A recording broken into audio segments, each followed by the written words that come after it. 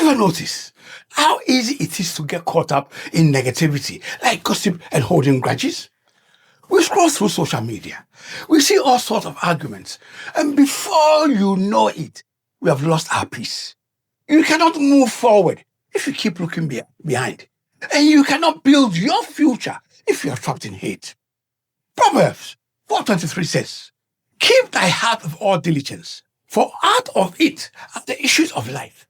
In this case, the heart is not referring to the physical organ, but the core of a person's inner being. This is the source from which our spiritual and moral life flows. We are to protect it from negativity, because what fills your heart influences your action. Your heart is too precious to be filled with bitterness and hate. You are meant to grow, not gossip. You should build and not tear down. And you should focus and not fight. So, today, I want to show you that choosing peace over pettiness is not a sign of weakness, but a sign of wisdom. I could spend my time holding grudges, keeping track of who has hurt me, and reliving old pains. But, what good would that do me? It would do me nothing. Every second I spend hating is a second I could use to heal. Romans 12:18. Do all that you can to live in peace with everyone. So, choose peace, even if others choose conflict. Do not let outside chaos control your spirit. Peace is a choice that you make. Sometimes that choice means letting go, not for someone else's, but for your own sake. You could spend your time holding grudges and arguing, keeping track of who has wronged you. But where does that leave you? It leaves you nowhere. Some people will love you. Some will misunderstand you. And a few will try to bring you down. But I am not worried about that. What matters to me personally is who I am becoming, not who is against me. We use the word friend. We use it too loosely today. Some people are only there when it benefits them. They call when they need something, but they quickly vanish when you need them. Proverbs 18:24. A man of many companions may come to ruin, but there is a friend who sticks closer than a brother. True friendship lifts you up. It does not drag you down. Strong connections can help ease loneliness and fear. And that is why I keep my circle small. True friends stand by you during tough times, not when just things are good. And remember, being close to someone does not mean they are loyal just because someone is close to you on the outside. It does not mean that they are close to you on the inside. Jesus had 12 disciples, but only 3 of them were part of his inner circle. Some people are only in your life for a while, and that is okay. Let them go with kindness and focus on the ones who really matter. Ecclesiastes 4:9-10. 2 are better than 1 because they have a good return for their labor. If either of them falls down, 1 can help the other up. You do not need a lot of friends. You need a close circle that helps you grow. Quality is more important than quantity. True friendship is not about how many friends you have. It is about the quality of those friendships. I would rather have 3 real friends than 100 fake ones.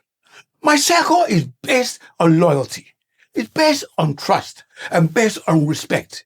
If that means I do not fit in with everyone, that is okay with me. When Nelson Mandela was released from prison after 27 years, reporters asked him if he hated the people who had imprisoned him. Do you know what he replied? As I walk out of the door toward my freedom, I knew that if I did not leave my bitterness and hatred behind, I would still be in prison. Mandela recognized a very, very important truth. Forgiveness is not only a spiritual act, but also a strategic move. You cannot move into your purpose while chained to your pain. Ephesians 4:31-32. Get rid of all bitterness, rage, anger, harsh words, and slander, as well as all type of evil behavior. 32. Instead, be kind to each other, tender-hearted, forgiving one another, just as God through Christ has forgiven you. So letting go of bitterness helps you feel emotionally free and reduces anxiety. Every day, you can choose how to respond. You can either let go of anger or you can hold on to it. You can focus on your goals or you can seek approvals from other people. You can spend time on shallow connections or build meaningful relationships. Philippians 3:13-14. Forgetting what is behind and straining toward what is ahead, I press on towards the goal to win the prize for which God has called me. Focus on the future. Stop procrastination and build strength. You cannot move forward if you are still holding, yes, you are still holding onto anger. Let it go so that you can progress. If you find yourself in pointless arguments, ask yourself, is this helping me grow? The energy you waste on negativity is the energy you need to build your future. Life, yes, life is short. Too short for drama, negativity, and fake friendships. Let go of what does not help you. Surround yourself with loyal and respectful people. Focus on personal growth instead of gossip. Proverbs 27:17, one of my favorite scriptures. As iron sharpens iron, so one person sharpens another. Growth comes from relationships that strengthen your faith and courage. Protect your peace. Stay focused. Surround yourself with people who support and uplift you. When you have peace, your purpose can grow. If you want to learn more about the people who come into your life, watch the video titled The Hidden Reasons God Allows People into Your Life.